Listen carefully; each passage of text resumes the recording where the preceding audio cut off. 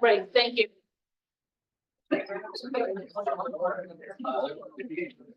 No, we're down here. What, do you have a preference? I don't care where I sit. I could be a grown up.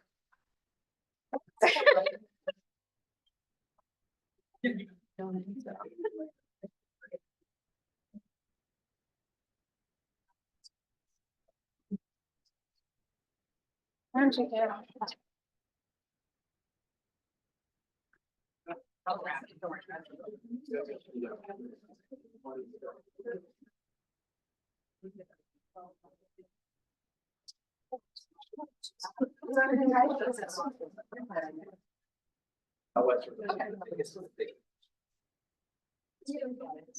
Just want to go over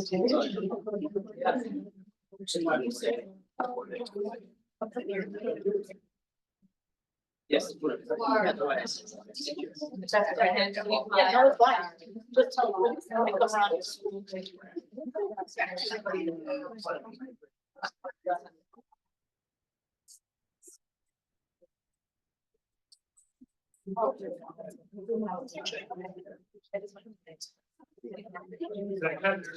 Attendance sheets going around. Oh, yeah, my God. Still on this card.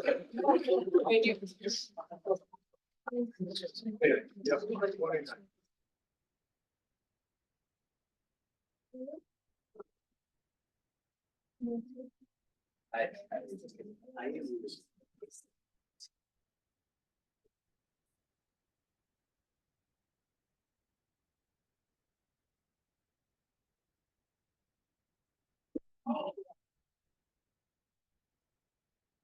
Okay. Call this meeting to order, the April 29th meeting, 2024. Pretty on the dot, Maria, day and the. Public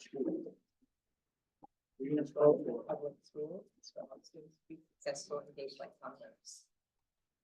Ms. Clancy. Why don't we just to start out, why don't we go around just quickly, so we know each other, but let's start over here. All right, I'm Laura Wiesman, member of the school committee. Francis, GHS. Rachel Rex, Gloucester Teachers Association President and Science Teacher at Gloucester High School. Matthew Lewis, PTA Vice President, eighth grade civics at home. Carrie Donahue, fifth grade teacher at Glencoe School. Dan Graham, school social worker, Alameda. Anthony Paralisi, Mass Teachers Association. Already discussed, fifth grade. Emily Harney, visual arts teacher, so. So Bailey, eighth grade math teacher, Illinois. Doug Parkhurst, fifth grade teacher, West Parish. Already Easton, fifth grade school, please. Gary Frisch, CFO. Greg Maggie, council. Kathy Green, teacher. Thank you very much. Thank you, Laura. And Bill Melvin, Vice Chair. Thank you all for coming today, and I think we would like to open up with, we have some proposals for you, and we'd like to go ahead and pass those out. We'll do a review of those. Yeah. Before we move to those, have you had a chance to review and sign the tentative agreements that we reached previously? Oh. We can do that. Yeah, I have some other kids.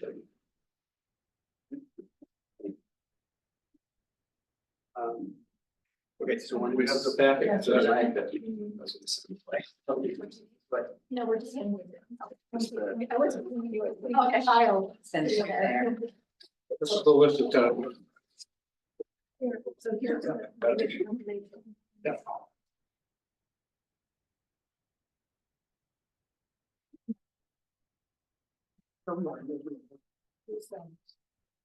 There are probably some extra copies as well.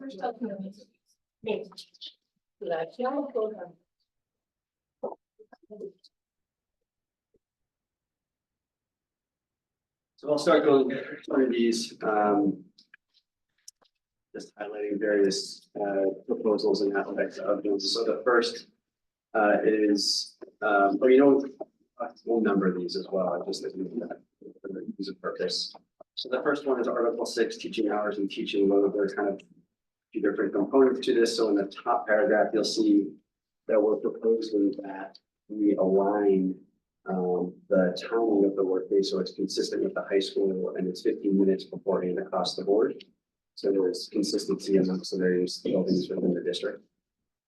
In the second paragraph, we are proposing that after students leave, teachers have 30 minutes to fulfill various professional obligations, time in which that they can meet those needed professional obligations rather than 5 minutes as it currently stands in the contract.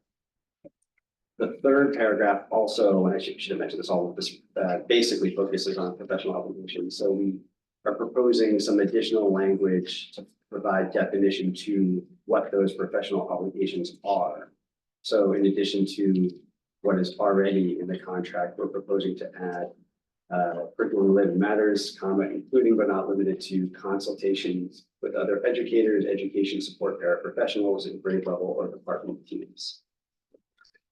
And in the final paragraph, we're proposing some additional language regarding the submission of plans. The first sentence is already in the contract, and we're proposing first that rather than regular, it's weekly basis in accordance with the students, and then the additional language, which is basically a notification provision that teachers will also notify parents/guardians of elementary school students and notify middle and high school students as well if their parents or guardians.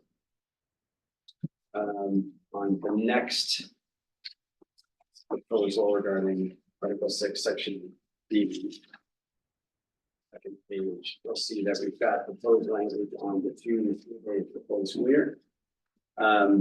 So the idea here is to have one day be an uninterrupted day in which members can have effectively their own time for collaborating and preparing for teaching obligations. And then the second day would be the more traditional professional development day.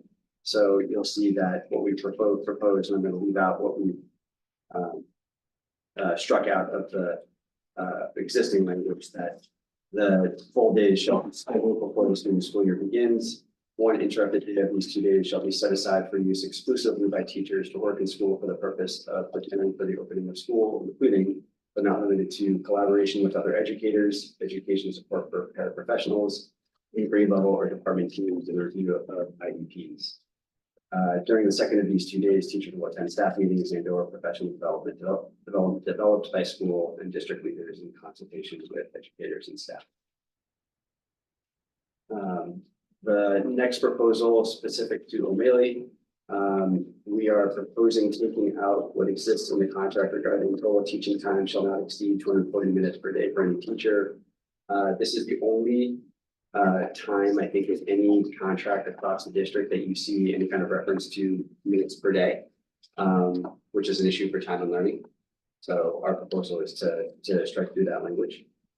And you'll see for C beneath that, we have a proposal regarding clarification, but detail on prep periods. So any class periods during which a teacher is not scheduled for a regularly assigned responsibility or duty shall be defined as a preparation period. Preparation time shall be directed by teachers with the expectation that teachers will use these periods for educational planning, team meetings, consultation with other staff, and parental contact. So language that we're proposing just to further define how, when prep periods can be done really for flexibility purposes on our end. Let's see. And we are also proposing, if you turn the page, a series of really one proposal with multiple subparts on preschool, something that we think would help with defining the preschool day and duties consistent with what is already being done at the elementary school. So I'll just read through the various aspects of this proposal. So A, preschool teachers are expected to be on duty and have assigned paraprofessional staff members on duty during gross motor play indoors or outdoors, so student interactions can be facilitated and monitored closely for educational purposes and safety. B, all preschool teachers will have a daily prep time of 30 minutes except in unforeseen or unusual circumstances. C, all preschool teachers hired after July 2024 must have appropriate special education licensure for the position they're being hired for. beginning of September 2024, all preschool teachers hired prior to July 2024 will have until August 15th, 2025 to meet the state requirement for early childhood educator licensure, including the required special education licensure. D, 3 1/2 days will be provided for parent conferences. For the first half of the year, educators shall provide parent conferences on 2 half days. Parents' families will be able to schedule in-person and remote conferences. For the second half of the year, educators shall hold conferences in 1/2 day and will offer in-person conferences to the family of each student as needed and or if requested by a parent or guardian. Teachers will provide all conferences from the school building. In-person and remote options shall be offered to all families in all cases, and the choice of which type of conference shall be the family member's decision. And then finally, E, preschool teachers will be required to work 14 hours after school, which will be planned by the administration in consultation with educators, which will include GTA appointed representatives. The next one in Article 9, Section B. I know you can't see what is A. It's the language about leaves, about military Peace Corps leaves. And if you look at what we're proposing to strike through, it doesn't seem to really serve any purpose when you look at the existing or Peace Corps leaves, because the language, as you see it stricken through right here, says previously accumulated unused sick leave days will be restored to all returning teachers. So unclear how that would apply to someone who accepts Peace Corps leave or military leave. So we're proposing, it's basically a cleanup as we see it to take that out. Would that be, for the returning teachers who perhaps were lifted of that, right? Because those teachers have had their sick I times. wondered the same thing. Well, I wondered the same thing, but if you look at the language, it looks specifically like it's A and then B. So it's right underneath what A only refers to as Peace Corps and military. Sure. So, But I do know teachers that have been called back or have been returned to work, they're restored their days from previously. So I just want to make sure that it's not missing from something. sure, no, but I understand, yeah. When we read through it, that's just how we read it, was just specific to that, so. Understanding the concern. Does it apply to like, if you're in the National Guard and you get called up to serve I don't think overseas the and then? language. Why don't we, We'll figure this out. Yeah, take a look, because it looks like it's talking about returning, but that's not how A sort of reads. So look at it, it seems to be disconnected between the two. A talks about previous teaching experience for someone that's hired. Doesn't really say that. and it says the military experience is addition. And 2 for 3, so it's additional credit, so I don't think that B is related to the military experience of those peace experience at all. That's odd. But we'll come back to. Yeah, take a look at it, it's odd, yeah. Yeah, sorry about that. No, it's all right. Okay, so Article 15, teacher facilities, I'm at the top of page 4, Section A.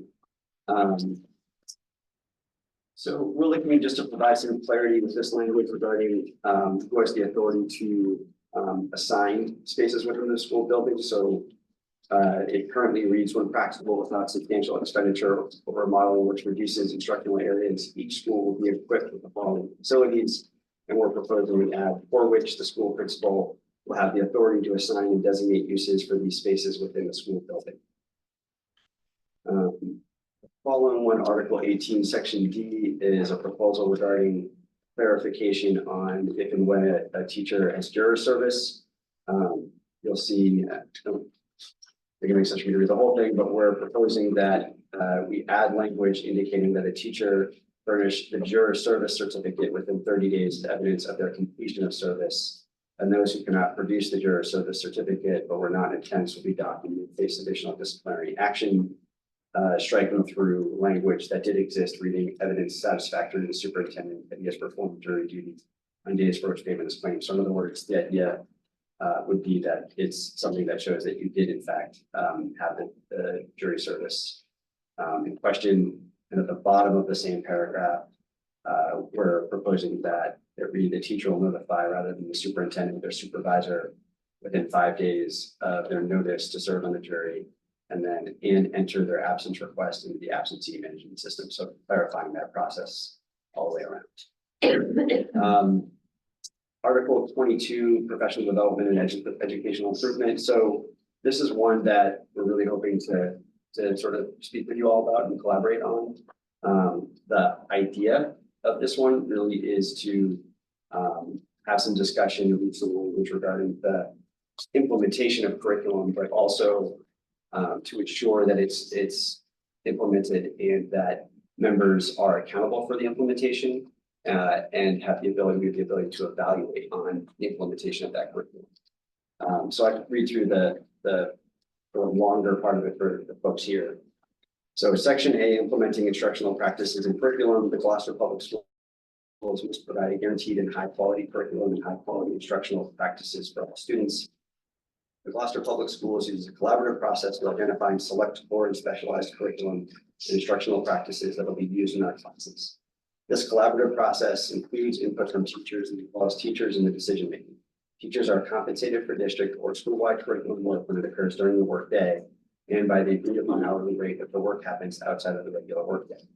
When implementing a curriculum and instructional practices, all teachers required to teach using the curriculum and instructional practices will participate in professional development and ongoing training, and then shall fully implement such practices and curriculum to ensure that all students benefit from the guaranteed and high-quality curriculum and high-quality instructional practices.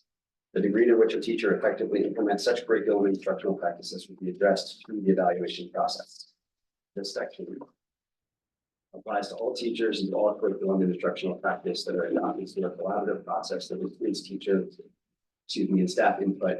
They're intended to be adopted across multiple schools, an entire school, multiple grades, or multiple classes, including multilingual and special education programs. So again, something that we would like to discuss with you, but wanted to sort of emphasize what the goal is there. The next one is another cleanup, really more than anything. We're looking just to update the language. When we looked at this, what you're seeing is a little bit different than what we want to propose, which we think is a little bit better. So to make it consistent with an MOA that we're basically incorporating into it. So what we'd like to say is rather than in the second sentence as it reads now, the community agrees to a 75% payment of the insurance premium, just make it the community agrees to abide by the attached memorandum of understanding. So basically just incorporated into the agreement, update the language out. Appendix A, the provisions affecting salary schedule. So we're looking to adjust how in-service and graduate credits are applied. So we're looking to add language that says graduate credits must be earned in addition to the receipt of a master's degree in advance from track 3 to track 4. Pre-approved in-service credits and graduate credits can be used in combination to advance to tracks 3 and 4. A maximum total of 15 in-service credits can be used when advancing from track 2 to track 4. No less than 45 graduate credits can be used when advancing from track 2 to track 4, which is going to affect the masters plus 30 masters plus 60 columns. The next one is also an update more than anything. It's just reflecting what is already existing language on the staff development. So staff development, summer school and student enrichment work rather than $30 an hour is $37.50. $37.50 per hour. And staff development leadership work rather than 35 is $45 an hour. Appendix A, another proposal to develop a joint committee to update the listing of instructional positions, extracurricular positions that receive stipends. We're proposing we do as a committee because it tends to be a little bit cumbersome to kind of do at the table, probably not our best use of the time in any event. So that. And the last is a slight change to the union rights language to better reflect Janus, which is just to remove the word withhold and add instead deduct. So no later than October 31st of each year, the association will provide the committee with a list of those employees who have voluntarily authorized the committee to deduct dues for the Gloucester Teachers Association, MTA, will leave off the rest. So the idea is that consistent with Janus, that they're providing documentation showing that members are authorizing the deduction dues. So just to make it consistent. And that's the final one.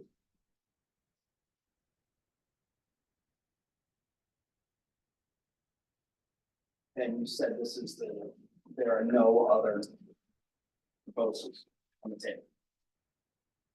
Correct. No other from us, correct. So conveniently absent is a wage proposed. So we plan to respond to a wage proposal Uh-huh. from, which means again, we'll be coming to you those. Duly noted. That is.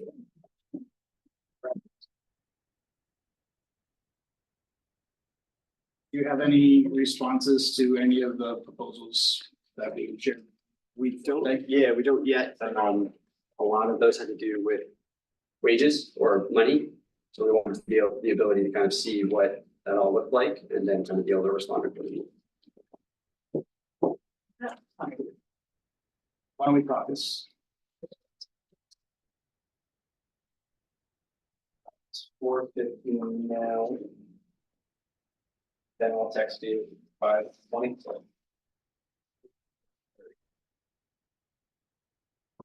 I'll say 20. I thought it was 20. I think it's 20, but Then I'll text you 5:10. Would you guys, someone be able to send these over as digital? Oh, yeah, thanks. Yeah. We can get you as well.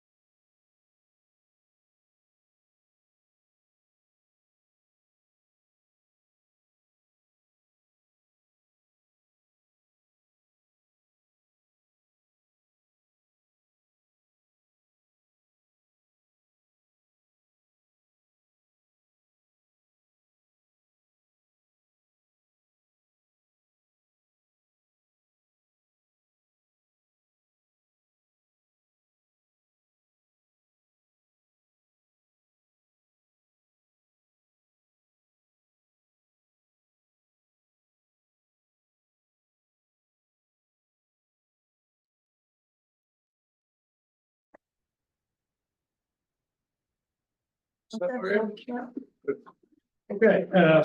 start out with overall the tentative agreements and have signed off on all of them. The only one that we saw that there was we needed to make a slight adjustment to was on page 2, a proposal to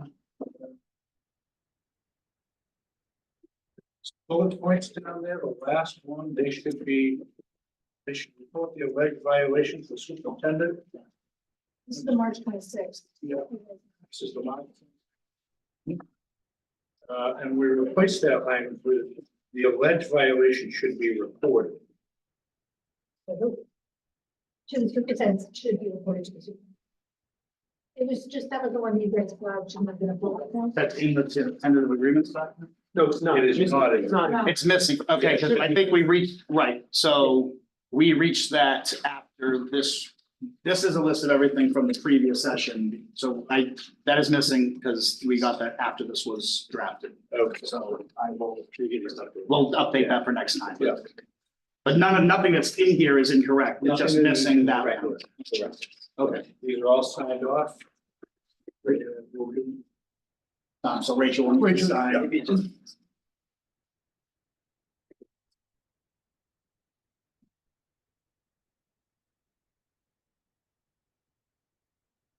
Bill wants it, or do you want to just photocopy, do you want to copy like originals? Yeah, you can take a copy. it's a. Do you need a copy of original signature? Just the number on it. Is it gonna be- Once we need it, it's, number 2, I think. It's number 2 though in the. Yeah. No, no. It's not, it's missing. from- It's not. Oh, it's funny, yeah, right. No, it's just a missing tentative. Okay.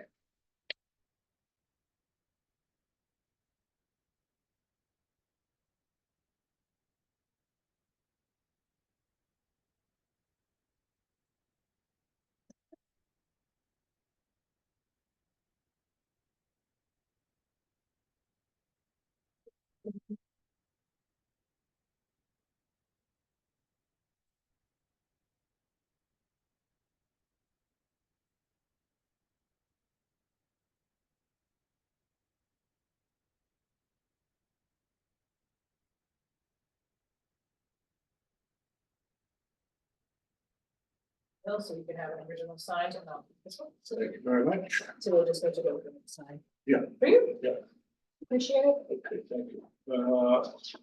I think the next step for us is we were anticipating that you may have a proposal for us. So we definitely have some proposals, but I would like to take a moment to recognize in the proposals that you presented to us this evening, there is a significant increase in the hours in which you're expecting the educators, the city of Gloucester to work. And in some instances, it's upwards of 90 extra hours.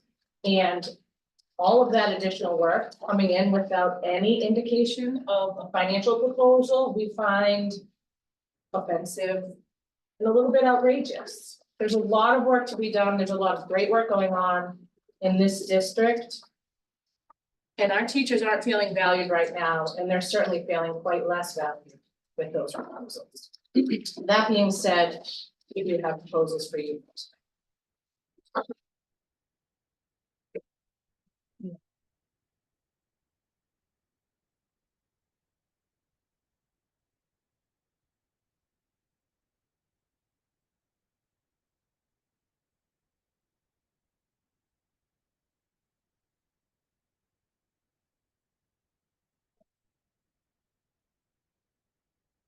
Believe I.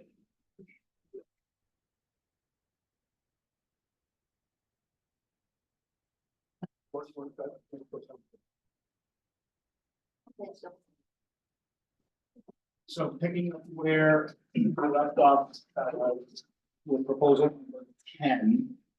This actually reflects an understanding that was reached earlier this school year when DESI began, coming through administration, walking through some of the buildings.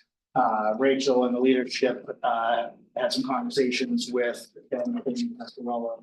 And we have confirmed some of these understandings. These are some of the things we hope to discuss. Thankfully, there was enough of an understanding where there was no issue with the walkthroughs that took place. But to make sure that everybody understands sort of how walkthroughs will be conducted and then how the observations and any notes are gonna be used, what feedback people would provide. We make this proposal to provide some clarity and consistency going forward. So in the first paragraph that currently exists, we would just insert the word generalized feedback, which reflects the intent of the paragraph that's there. It's aggregate climate, culture, instruction, and so the feedback that an educator receives should be generalized along those lines. The rest of this would be new language. At the completion of a round of walkthroughs, observers will share their observations with the employer to be compiled into an aggregate report, which will be shared with the educators and the association within 30 school days after the walkthroughs have been completed. Written notes taken by participants during the walkthroughs will be destroyed following the completion of the aggregate report for that particular round of walkthroughs. Unless an employee requests a copy of these notes taken during an observation of their own practice prior to the start of the observation. Walkthroughs will be scheduled no fewer than 2 weeks in advance. In scheduling walkthroughs, the employer shall ensure that all educators within a school, program, or department to be observed are given equal opportunity to participate as both observers and educators who are observed. Walkthrough observations will be no longer than 10 minutes in length. Educators will be assigned to observe and or be observed as part of a walkthrough no more than 3 times each during the school year. Following the completion of a series of learning walks, although to be consistent with a typo, we should change that to walkthroughs. The first paragraph shows I have the same definition anyway.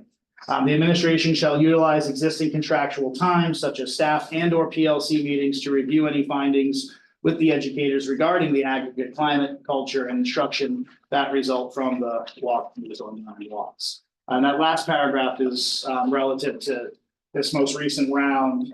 A time was provided after school for educators to attend on a volunteer basis. And, you know, if these walkthroughs are important and are providing important feedback on educator practice, then that should be done during contract time so that every educator has the access to that information. Proposal number 11. Employees shall submit their request for approval. This is related to tuition reimbursement. Employees shall submit their request for approval at least 10 business days prior to the deadline for registration for the course they intend to take. If the superintendent or designated party does not respond within 5 business days of receiving the request, it shall be considered approved and reimbursement shall be made in accordance with section C below. And again, that's because as educators are registering for these classes, if they've asked for approval for a course that's not on the pre-approved list that the PDC or the committee has come up with, then they need a timely response so that they don't end up paying for a course that won't be reimbursed. With number 12, we make the following proposals with how to change how report cards are handled. Bullet 1, educators shall not be responsible for placing student records, including but not limited to report cards, benchmark assessments, intervention sheets, etc., into the student's cumulative portfolio maintained by the district. So just to explain that, educators have a lot of reporting they have to do. Much of it is already available, submitted to the employer, to the district, to the families online. And this is a rather Stone Age practice that the state does require in some instances to have physical hard copies in these cumulative folders. But we don't believe that educators should be using their time to do those clerical tasks. That's just simply not the work of the educator to physically print out and go to the filing cabinet with information they've already provided to the school. The school already has it. It's just a duplication of the report. Secondly, the employer shall be responsible for the translation of student records referenced in this section into the language spoken at home. Many of these report cards and other reports, the teachers have to spend significant amount of time translating them to Google Translate on their own. Again, they've already provided these reports. These are going into folders. The work of actually making the documents translated should be done by folks that actually the district already employs for translation of other documents. I understand we've got folks who do translation are under contract somewhat. So Secondly, we would add a new item F to 63 regarding elementary conferences and report cards. So first, elementary educators will use their contractually mandated conference time in October, November to provide updates to parents or guardians about student learning. All benchmark testing shall be reviewed during the October, November conferences, as well as implementing student learning goals. But elementary educators shall issue report cards in January and June. And so the elementary teachers here on the team can certainly speak more to it, but there's so much that goes into all of these assessments, and the report cards are quite onerous. And by the time, it's October, November, you're just getting to know some of these students. Our educators believe it's more valuable to use that time for conference to speak to the parents, share the data they have with them, but not to be bogged down with the gigantic large form elementary school report card 3 times. We're asking to reduce it to 2 a year. Finally, next number 13. Can I have ask a quick question? Are you saying, number 2, where you say, shall issue report cards in January and June? That should also or should not include benchmark 2 at times? The report cards that are currently in place. Right, but you must. touch base Yeah, with Kathy, parents on the traditionally we next do benchmark. provide that. We write narratives as well as the few pages of standards-based rating that we do. So that would actually probably be more expected now because we would have set goals at that conference. So you would reference the first round of data and scores and say, we increased, we went up or we went down, or we're pulling in interventions or whatever. So, 13, this is something that's popped up in some parts of the district, and so we'd like to propose that for all employees, that it should not be required to use personal device for 2-factor authentication, and that the employer will provide an alternative method to authenticate. Educators should not be required to use personal devices to do the work of the district. A lot of our employees, our educators, are not comfortable having to download an additional app or use their personal cell phone for security checks. So Would you mind just giving an example? Anytime I log into my Chromebook, I need to authenticate with my person. Every day. So that could be. Every day. Because I have a GPS Chromebook too, and I don't. Because I don't have access. No, I don't have. It's in my role, I believe it's in my role as program leader, Oh. because I have access to it in this, Oh. for the budget. My son has to do it all the time at school, at college. So that's. He doesn't work for college, she. He's like, No, I'm saying it's.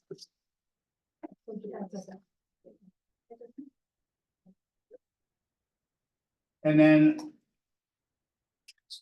for economics and compensation, our wage proposal right now is a placeholder.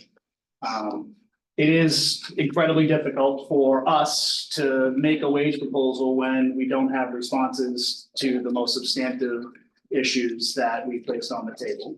So not knowing what the school committee's response is to parental leave, not knowing what the school committee's response is to providing safe and supportive schools in terms of a counter proposal. We want to have a conversation about the reality that public education is in, the marketplace, the economic and labor conditions that exist across the state and here locally in Cape Ann. And we would love to have conversations about any and all topics related to that compensation, with including market adjustments, general wage increase, longevity, reducing steps, adding steps. Truth is, we'd like to hear from the school committee what your plans are to address the teacher shortage here in Gloucester as it exists across the state, and make this an attractable place. It's the literal end of the earth. So how do the school committee plan to get people to drive all the way up, down the line? We're down the line, right? Up the other way. Well, I'm from out of town. How do we get people to come to Gloucester for the wages and working conditions that they're looking? I just have one. on the first one. Okay,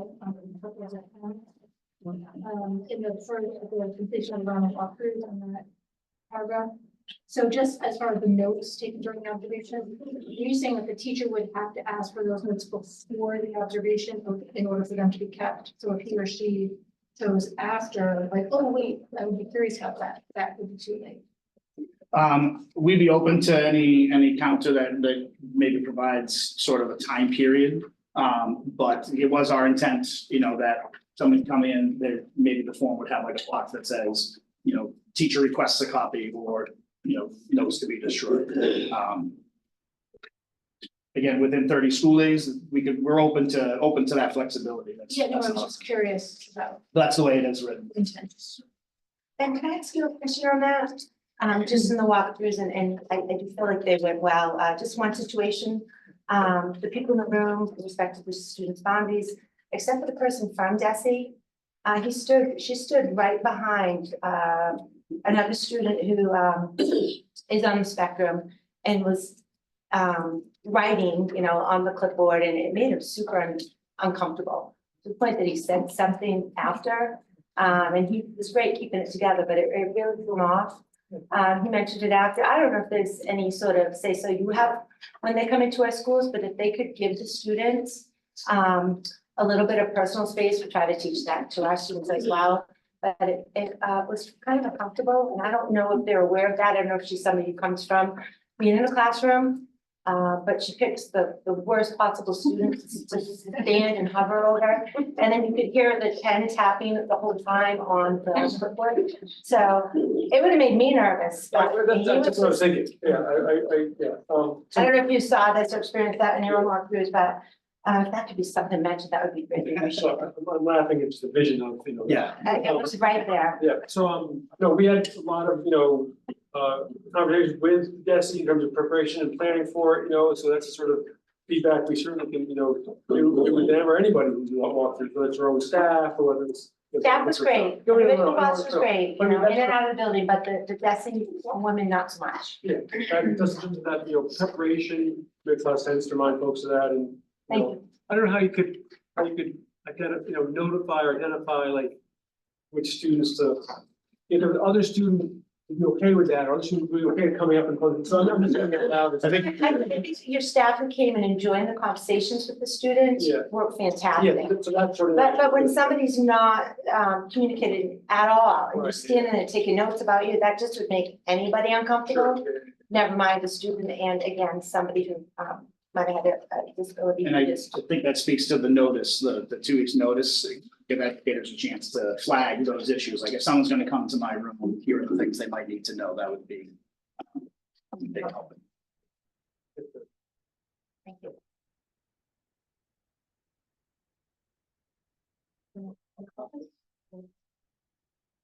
Okay, Yeah. so 15 minutes? Yeah, I guess it's a call now. 20. Thank you.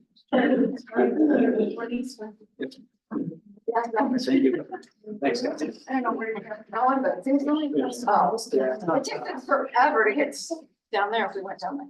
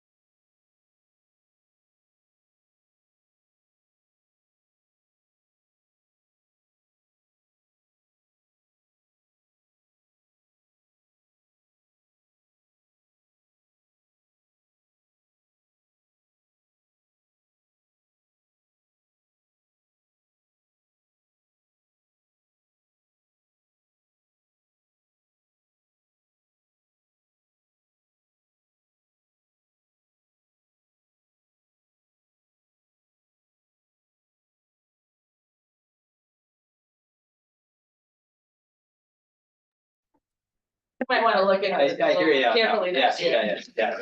Thank you. All set, Maria? Yep. Okay. We do have some responses to the April 9th. With your April 9th proposals that we showed you tonight, and really, I think that the key for us is just to kind of open up some conversation about a couple of these points, so I think we're gonna be able to do that, and I think it's gonna be productive, so. I just want to make a,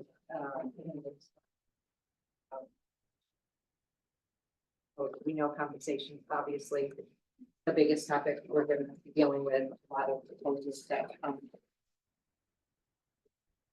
financial implications, so, because we've always countered to what has been proposed, that is the way we were, planning this to go as well. The school committee has never led with a financial proposal as long as I've been in negotiations. So, so no offense for, intended not having a proposal, but, we were thoughtful, we were competitive with other districts. And I think one thing that we've been talking about is that there's been a lot of messages of uncertainty sent from your side of the budget. So we need to understand what you are preparing to offer before we can provide anything back onto what we think. So we're hoping that you'll come to the table with that proposal. there's a lot of uncertainty, and I think, we've got some weeks to go before things wrap up, so for us to really put in. But there must be some certainty in terms of a minimum, because if there's a proposed budget that contemplates a settlement that would include next school year.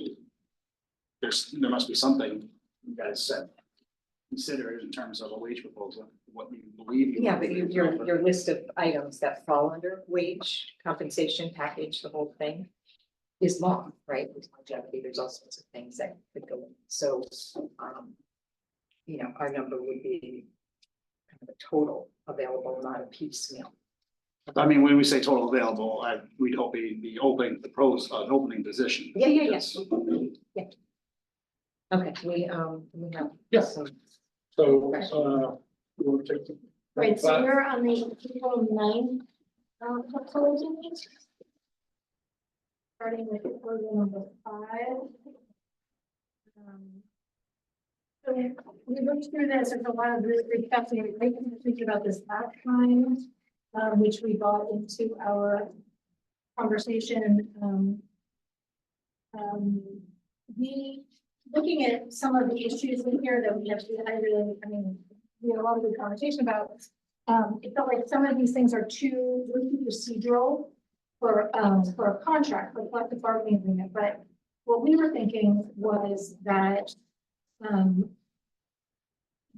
in order to come up with like the best possible professional development, the best possible training, the best possible clarity in roles for figuring out, for the responsibilities and supporting students, that we would be happy to put together a team, consisting of those who know most about this, which is not the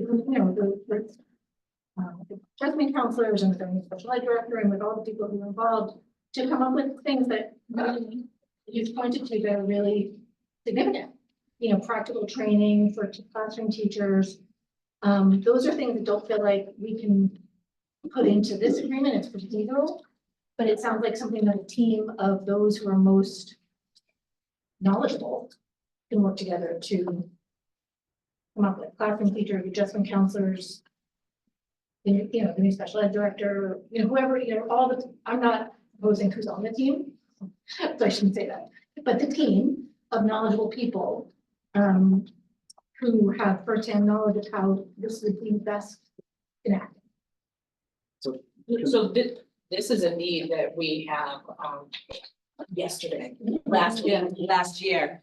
There are places where we're on fire in the district. Putting a team together is going to delay any. I mean, our proposal is to create a team, so I'm just not sure what would be, what's what's not agreeable in terms of, number one, meet with members delegated by the association biannually and as necessary. That's determined by members of the district and the association.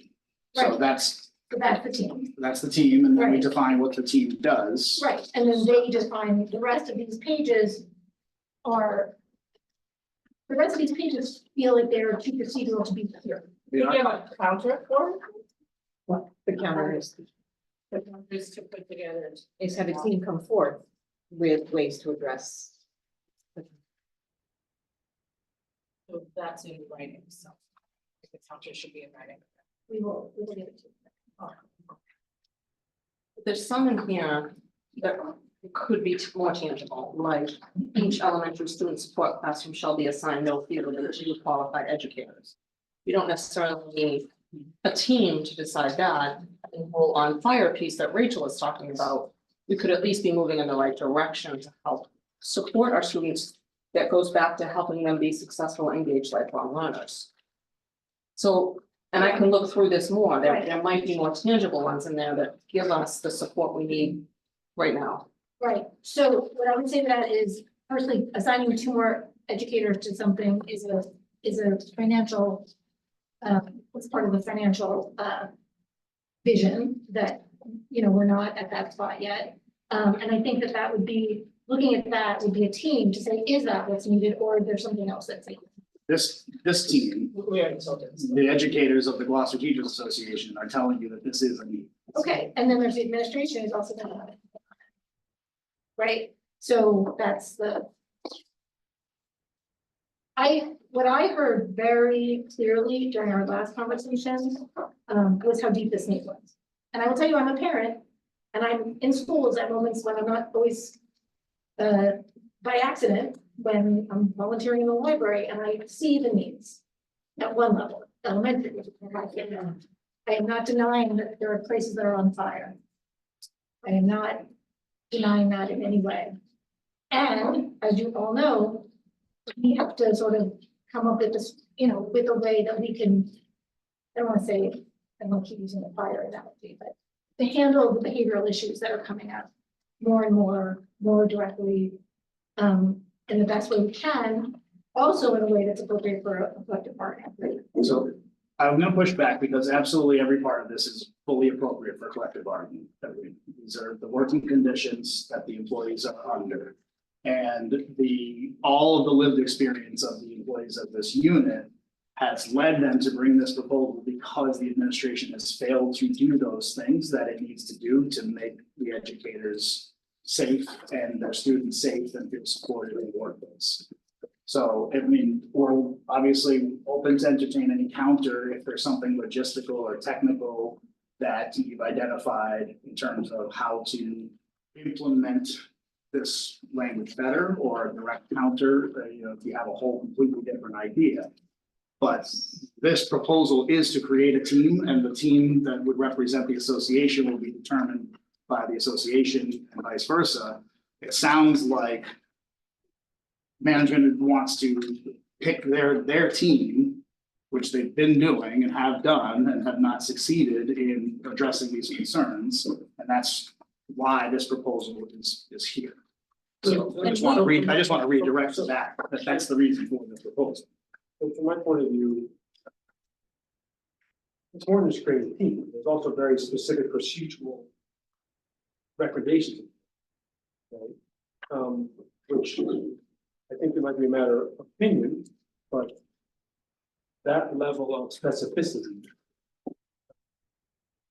isn't appropriate in the contract. This contract is filled. No, I have to push No, it back. wasn't I done. mean, if you just look at this contract and the level of specificity that is in this contract, so many other places, it's a ridiculous claim to say that this is. Just let it finish. I'm sorry, that is a ridiculous claim and needs to be pushed back on. Not specificity. Near the end of what he had said. Oh, just tell us when you're done. It starts in a bad place. Tell us when you're done. Go ahead. And I would also say that there's level of specificity in the contract, which I wouldn't agree with, and I also don't think it should be, okay? Because you make mistakes or because you do something that is ill-advised, we keep on repeating. So You just proposed tonight more specificity than already exists. You can't have it both ways. When you want more specificity, you get the committee to propose more managerial rights and specificity. When the employees come to you and say, you're not being specific enough and offer tangible solutions, you say, you know what, that's just too much specificity. It's having both sides of the argument on your side is ridiculous. Can I just say, when I heard you say that you wanted a team, my first thought was, we're it. We're the team. What more do you want? We have put our hearts and souls and hours upon hours of sacrificing our time with our family to do all this.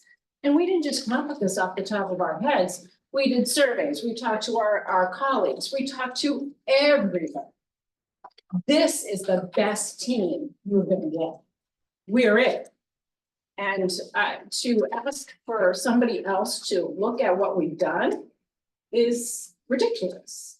We just on Wednesday night appointed a new special education director.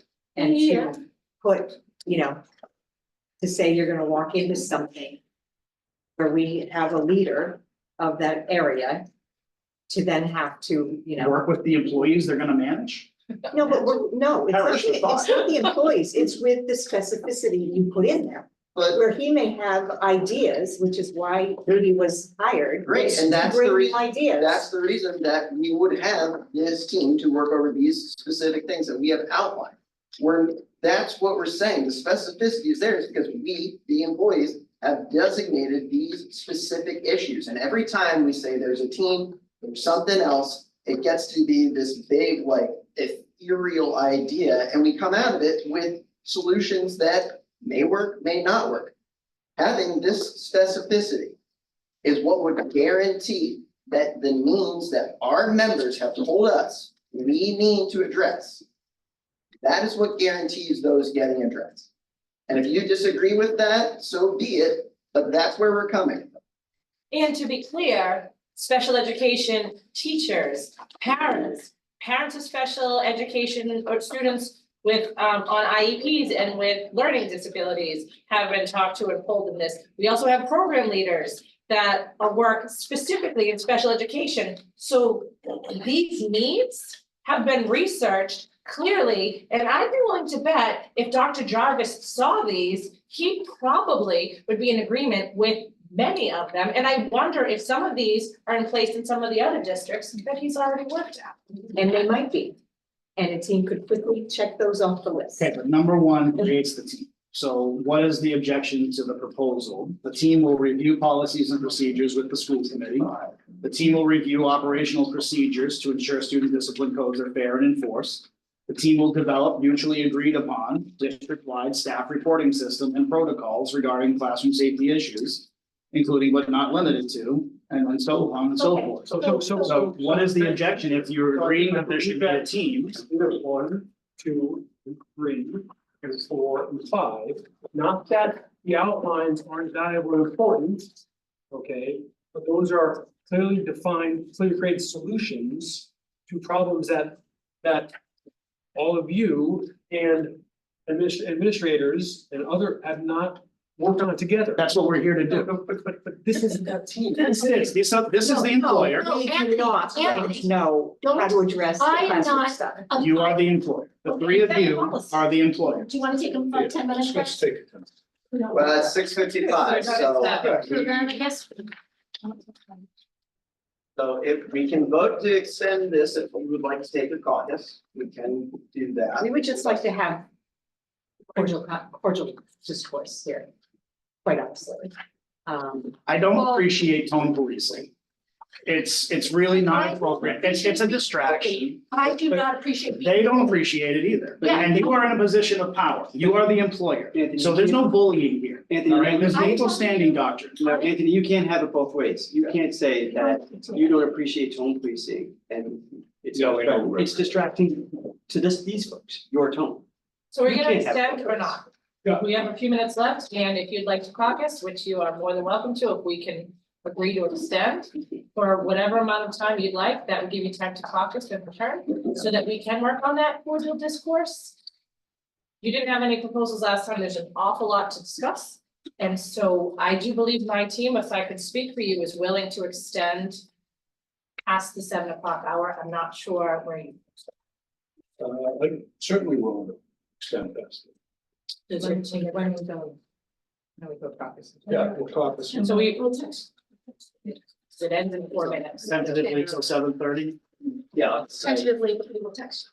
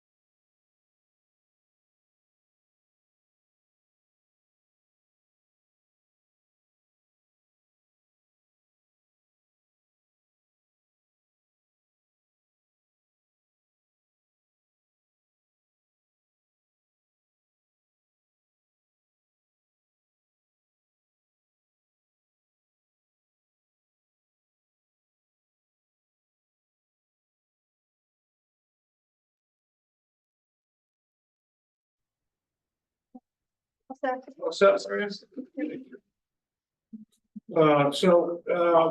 think the one thing that we came out of our session with is that, the importance of us, kind of resetting the table and working together to get to where we all want to go. And I think that, what happened over the last few minutes, isn't an example. There's a lot of good people around this table. There's good people out there in the audience.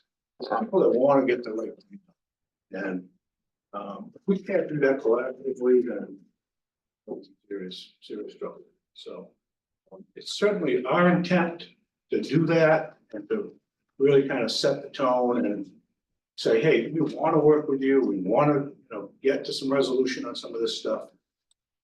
Newsflash, when I coach, I've coached a bunch of high school teams. I want to get a point across, I'll say, hey, newsflash. And the newsflash is that there's going to be some difficult times. There's going to be some difficult conversations. We understand that you people are in the classrooms every day, working diligently and doing a great job for our students, but it needs to be a little bit of a two-way street. And for us to just, read the proposal, make comments on that, and then to, kind of have it put back on us that, hey, this is what we need, exactly what we need. That's not really a negotiation. That's you telling us, and us just saying, okay, we'll go ahead and accept that. And there's concerns on our end as well. So allow us to work the process a little bit. And let's, my thought process is we come back to the table and, kind of hit the reset and really work together. There's nothing that I can think of that's more important than the students of Boston, a high quality education. I can't do that. That's you people that do that. And you do a great job of it every day. There's a lot of issues that we need to work on. And we're committed to working on those issues with you, collaboratively. If it's just you telling us what we should do and us just saying yes, that road's gonna be pretty short. We're gonna be in some trouble. That's my comment. Yep, I'm sure. Some of the strong emotions are coming from what's happening. We have students who are assaulting students and staff members 6 times in a week. We have classrooms that are getting trashed. So when we hear, okay, we're gonna put a team together and we're gonna the emotion is we want help now for these kids. Now, that's where this emotion is coming from. We have an emergency on our hands, like Rachel had said, fire. We want help now. We want to discuss these right now. Right. When do you want to meet to discuss those? You want to meet, when's our next session? Does everybody know? When is it? May 21st. May 21st. So what's today? So that's 3 weeks out. Right? What do we want to do to meet earlier to get that? Well, even before we get to that, counters in writing are helpful because not only do we hear what you're saying, but I can see it in print. And as a concrete learner, that is very helpful for me. So discussing it, these proposals were from April 9th. It's April 29th. It would have been, and I know everybody's got a very full plate. We're very busy. There's a lot of important work happening in many other areas. But if you were able to have come with those proposals in writing, we could see them as you're talking about them. That would be helpful for us as well. I appreciate that. And I appreciate the tone in which you delivered that. And I also have I've been on other negotiations where the proposals are exchanged in advance of the meeting. So we would have received your proposals 2 or 3 days ago, so that then when we came to the meeting, we can really have the discussion. And I find that sitting here having people read stuff out loud back and forth to each other isn't the most effective way to do it. It also gives you time to think about what your counter proposal might be once you get here, because you talked about it in advance. So I don't know if that's something that we're going to be interested in doing in the future, but it could. I think that's excellent. I just want to add to you saying us getting together. Us getting together to talk about what they need in the classroom is not going to, what are you doing with your whole teams in the schools with people that, you know, are in the business of dealing with what you're doing? I mean, that's not what's gonna be solved here at this table with us who I think are it's not in that business. We hear you. at the table, that's why we've written a lot. And with Well, all due then respect. then Staffing. can I finish, please? I thought you were. Then I would suggest you try to talk to people that can help have some of this happen, and not all of it, because if I were a receiving person who's kind of trying to navigate this as well as someone in the thick of it in the schools, I would say, what can we do first to try to address some things? Like, what's the most important thing? Not what is the list of 12 things. So that's what I would say on a Sure. daily basis. I think we Promise you that. understand that. I promise you that's happened. But as we suggested earlier, as the employees and the school committee being the employer, you have the power to address these issues as well as we do. Every single day, we put in 120% to make sure that students of Gloucester get the best possible education. And even with that 120%, we're still seeing these issues arise. Of course, there are some things that are out of your control, our control. We understand that, you understand that. But the things that we have brought up are the things that our members, our teammates, parents, students, and to be honest, some administrators have provided through discussions with us. And if there's someone that you think we should be collaborating with, maybe more, maybe in a different way, I'm sure we would be receptive to hearing that, to hearing your ideas, because we do want to work collaboratively when it comes to that, of course. But ultimately, as the employer, you have the ability to hear these needs and, of course, discuss how they can be modified and we can negotiate. But I know you did not intend for that comment to come off that way, but as I sit back and I reflect on it, I heard you guys aren't doing enough. That's. And again, I realize that that's not. Let him finish. Yeah, and then share. I realize that's not what you were trying to say. I totally get that. But I don't want my members to hear that message as well. So, good for you. And the last thing I want to say on Sure. it, this is an operational topic. We are not experts in the operational, nor is that our role to be in operational. So this is an operational topic of which we, as a school committee, can put parameters on how to do things. But we don't know the answers. Sure, and I totally see that point of view, and I appreciate the clarification. I think the only thing I would add to that is we're suggesting the parameters that we have seen based in research, in the data we have collected, in the data the school has collected. We have determined that those parameters exist and that those parameters are what we are suggesting. Again, of course, we have a room to discuss and negotiate over them, and we look forward to doing so on May 21st. We also, believe it or not, need to start looking at September because we have a negotiation session May 21st. We have one June 11th. I know September is a summer away. A short summer away. Yeah, very short. They are all short. I don't know if you guys have school committee meeting dates penned out for next. Always the second. I would say it's always. Always Wednesday. I didn't know For that. sure.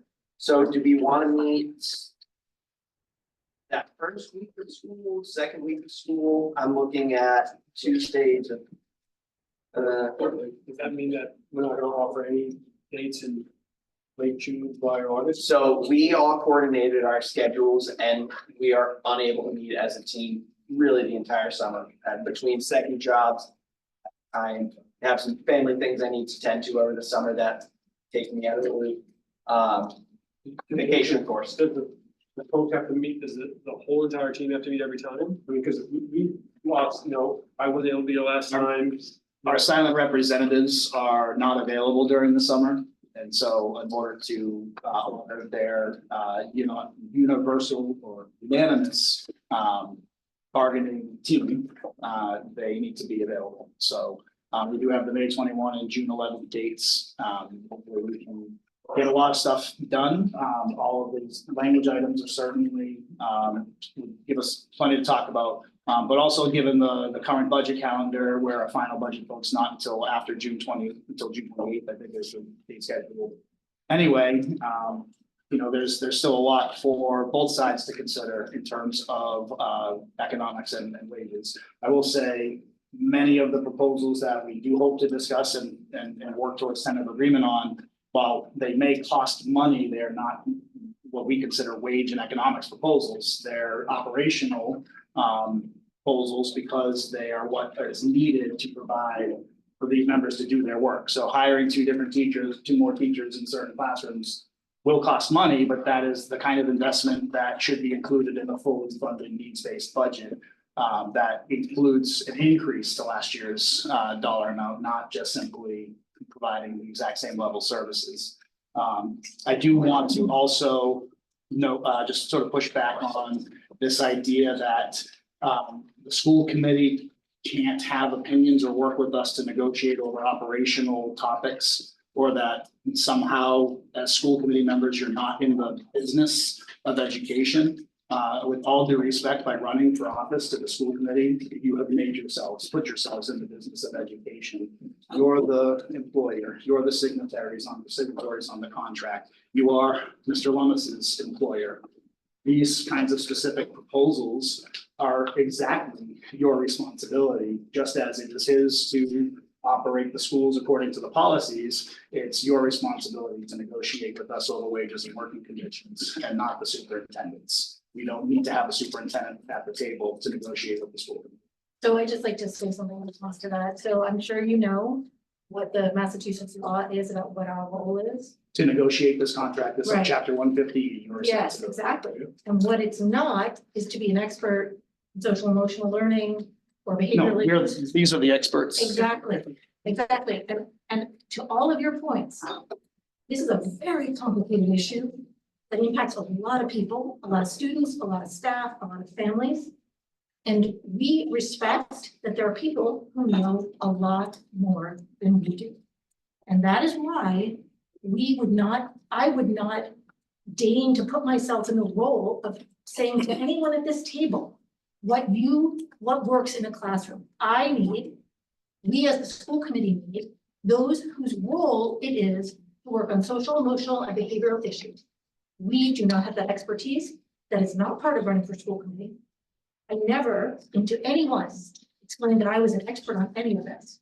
And I know that this is an issue that requires sophisticated, complicated looking at these issues and how best to handle these in our ever-changing schools.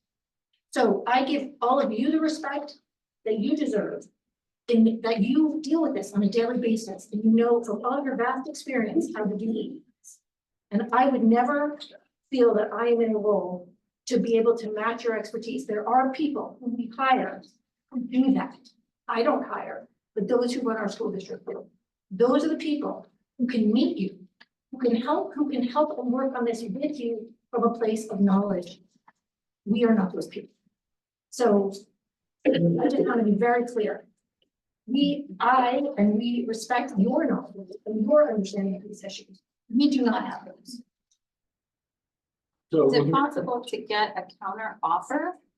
Because it sounds like Yes. you're interested in a team. Sure. Define what that team's responsibilities are. Because I think that's what we're trying to do. Sure. This is the team and this is their responsibilities and this is their scope or their charge.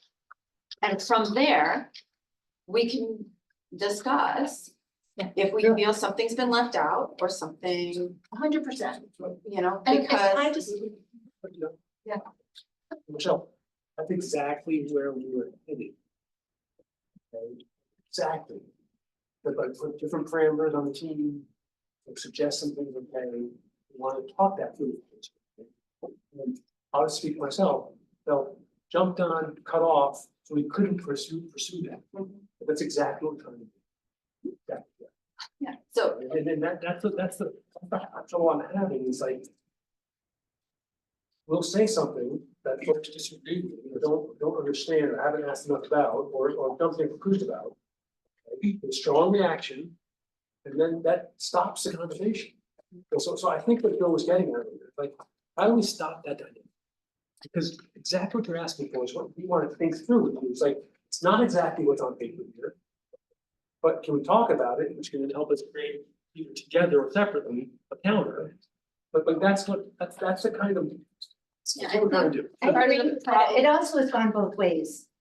Because we felt uncomfortable too, I'm not gonna call anybody out here, but it's been more than one person. It's made me feel uncomfortable as well. So I think that can be like a reset for everybody because people here are cutting people off and snapping as well.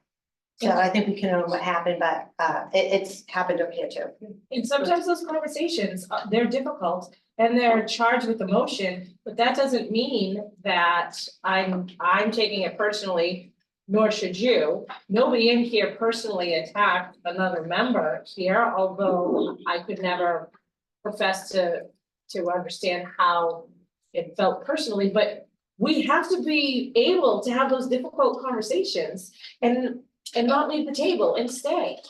Right, we should be respectful always. We should be diplomatic always. But when I tell you that the experts are right here, Dan, your role is in social emotional work, am I not mistaken? Right, education, special educators here at the table, anyone? Right, we are those experts and we've been asking for help in these areas for so long.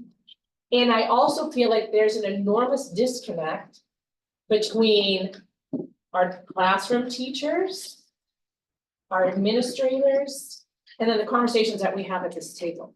Because I think educators would say that we are not fully staffed, and in other instances, there are administrators in other schools that say, oh no, we're fully staffed, we got this. And our teachers are drowning, right, and they don't have this, so there's a huge disconnect, and what I would love to do in terms of being able to communicate with one another is to bridge that disconnect. And so when we're saying that these are the issues, and then you're saying we need experts to come in and we need to form a team, like we're telling you that this is the problem, we're not making it up, we're not lying about it, we're not pretending, we're not overinflating it. But then sometimes in the way that you come back at us, it feels like we're not doing it. It feels like we're not adequate. It's very constant. And there are people in this room, at this table, and in the audience that are burning out. I'm sure that there are people that are looking at other districts in light of the cuts, in spite of the cuts as well. And we can't afford to lose a single educator in this district. And we need more we feel we need more educators in this district because we believe in this district, in this city, and in the city's most precious resource, its students. So we all need to keep that in mind as well. I think Rachel's saying, that we have done the homework, we have done the research, and I think we just need to be acknowledged for the work that we have done so.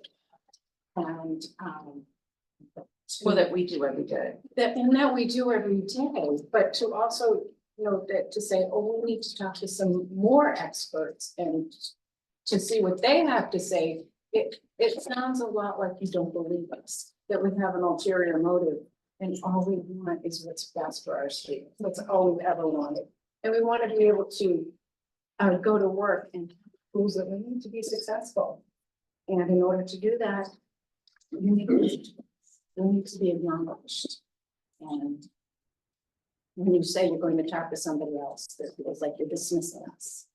And I think that's where the energy came from. But I know you boys really what we do to get this done now. Yep. I like your idea, because in past negotiations, we have done that. The powers that be at this table are sharing the proposals and you're looking at them before we get to this table. You're even sending responses. So there is work being done beyond this table to make this time, or your idea is really spot on. In the past, we've always had a principal here. We had Jody, we had Lena before that. Yes, and we had James. We've always had a principal here. This is the first time that I recall not having a principal here, at least since you were here. Which. Maybe they could shed some light on this. I did- Sorry, I wanted to give Dan, it sounded like you had something you wanted to I add. think it's a hard reality, but what I hear, I see half as many. My office is like filled with staff as much as it is with kids. True. And the overweening themes since COVID is their struggles in trying to sustain a classroom that they think is gonna meet the kids' needs. And to be transparent, they feel like they're not heard.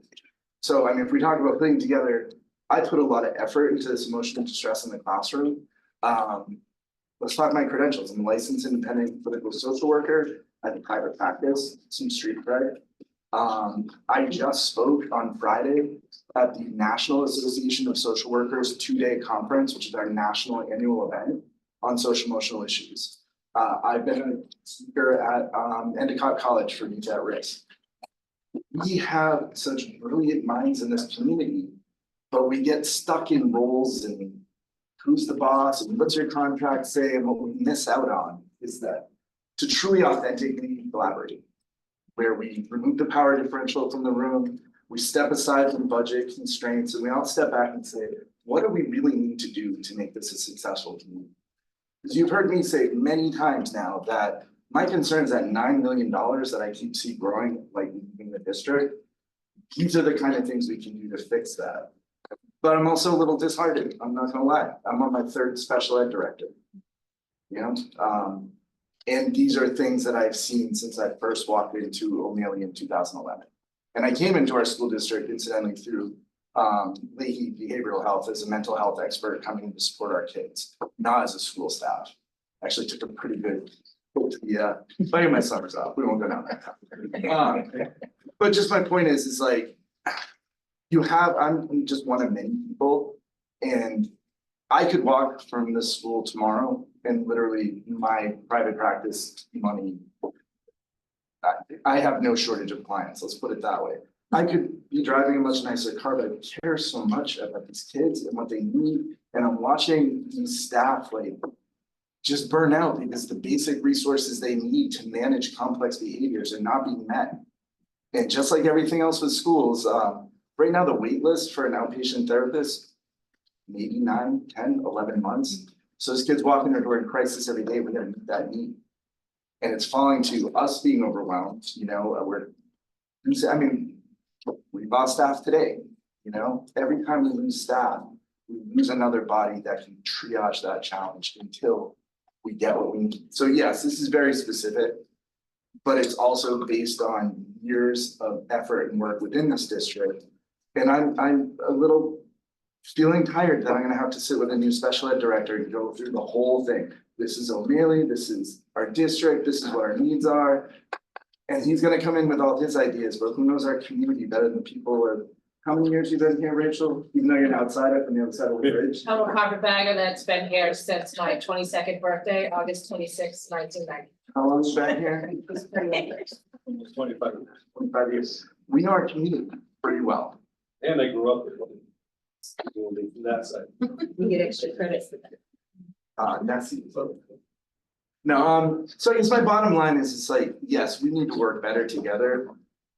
I've been tasked with telling him to not interrupt, just so you know. I got 36. Yeah, as that's why I'll sit next to him now and kick him, because we do need to let people finish what they're saying, but we just cannot overlook the resources we have in this community. We cannot look at the collective expertise. Who knows better than the people at Ground Zero who've been doing it for 25 years? And I don't think we're questioning that. I just think that, as you said, we need to work on the job. I think. Maybe give us a chance to go back and look at this. Write something up. Write some. And I just want to say, since I spoke, I was trying to say that I did not intend in any way to say that your work here wasn't the work of experts. So if I just said that, I deeply apologize. What I'm saying is we're not the experts. And then those on the staff who are the ones who should be working with you. But I know from my own personal experience and from working with you all, that you are the experts. You're the experts on our students. You're the experts on how our schools work. And that's why we need to collaborate. Ask us questions. Yes, just ask us. We did last session. So I prematurely, and I know we're over the hard stuff, so yeah, I've got it. Yeah. I have September 9th and September 23rd. We don't have to agree on them right now. I'll just put them out. We'll put all of them in the email. No, yeah. And then I will write, I will write, I'm gonna write.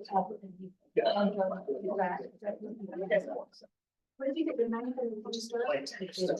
Yeah.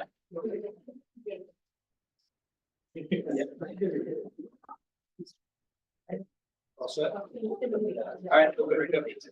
Okay, thank you very much. Motion to adjourn, Yes. all in favor? There's nothing worse than a grumpy teen going, where are Shit on the you? eye. Roll call vote. There were- No. There are no objections. There was some. Now, that's when there's somebody remote. Or you're in